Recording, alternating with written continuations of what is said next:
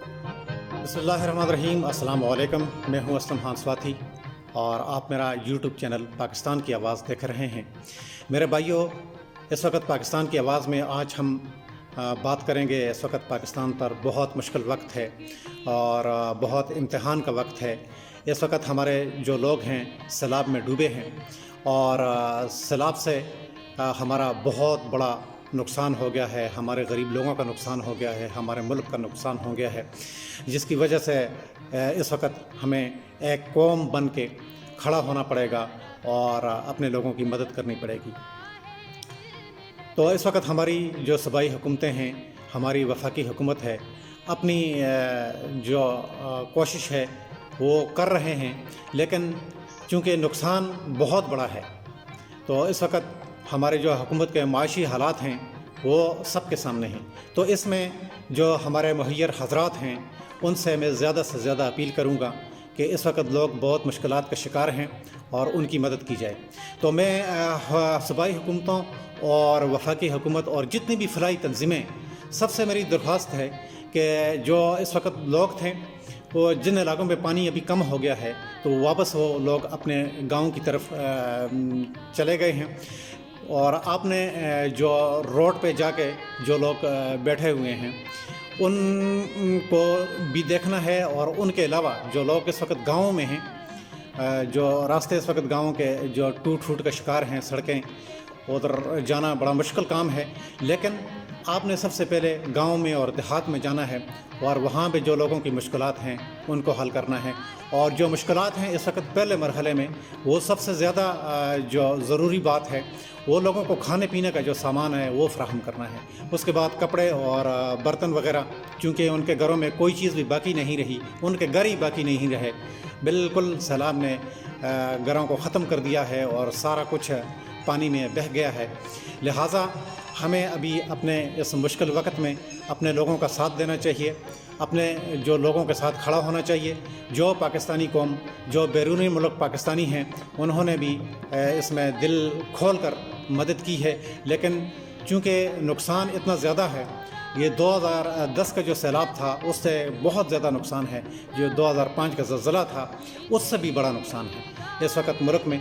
और इसको बहाली, जो मुकम्मल बहाली है वो तो तकरीबन मेरे ख़्याल में उसमें अभी सालों लगने हैं, क्योंकि लोगों की कोई चीज़ भी इस वक्त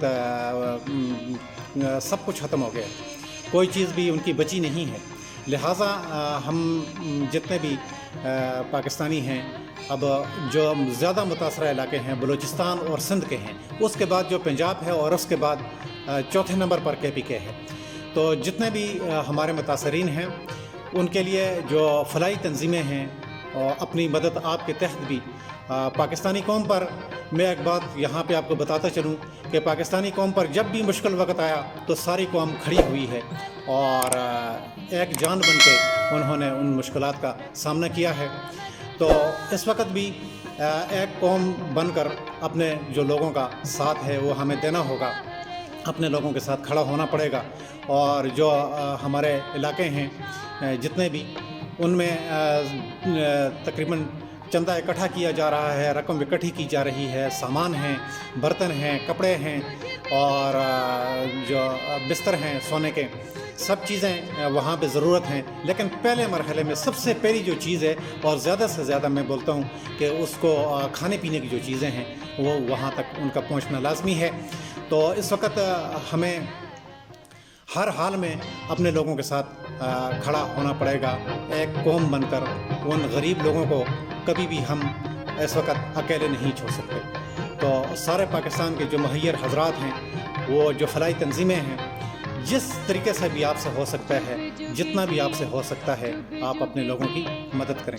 तो लिहाजा अब मेरी हुकूमत वक्त से भी ये गुजारिश है कि आपने लोगों के ऊपर पर्चे जो काटने हैं, वो तो बड़ा मज़ा आता है आपको लोगों पर पर्चे काटने के। सिंध में जो वज़ीर आज़म साहब वहाँ पर गए हुए थे तो लोगों ने पुरअमन एहतजाज किया वहाँ पर, और सिंध गवर्नमेंट ने उन पर पर्चा काट दिया। तो मेरे ख्याल में सिंध गवर्नमेंट को शर्म आनी चाहिए। जो हाल उन्होंने 13-14 सालों में इस पाकिस्तान का किया है वो सबके सामने है।